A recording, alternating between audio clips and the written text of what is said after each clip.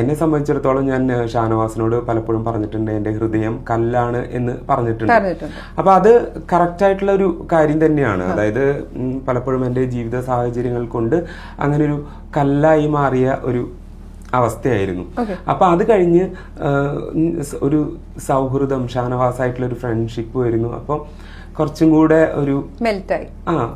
എനിക്ക് തോന്നുന്നു ഞാൻ തന്നെ മെൽറ്റായി തോന്നുന്നു. എനിക്ക് ഞാനൊരു കോളേജ് ലൈഫിലേക്ക് തിരിച്ചു പോയിട്ടുള്ള ഒരു അവസ്ഥയായിരുന്നു. അപ്പൊ ഒരു പ്യുവർ ഫ്രണ്ട്ഷിപ്പ് ഉടലെടുക്കുന്നു. അപ്പൊ അത് കഴിഞ്ഞപ്പോൾ എൻ്റെ ജീവിതത്തോടുള്ള ഒരു കാഴ്ചപ്പാട് മാറുന്നു. പതിയെ പതിയെ ഹൗസിലുള്ള എല്ലാവരെയും എനിക്ക് സ്നേഹിക്കാനായിട്ട് പറ്റുന്നു. എനിക്ക് ഓർമ്മയുണ്ട്, എന്റെ വീട്ടിലേക്ക് ആരും വരണ്ട എന്ന് പറഞ്ഞ അനീഷ് ഒരു പോയിന്റിൽ തിരിച്ച് എല്ലാവരും എന്റെ വീട്ടിലേക്ക് വരൂ.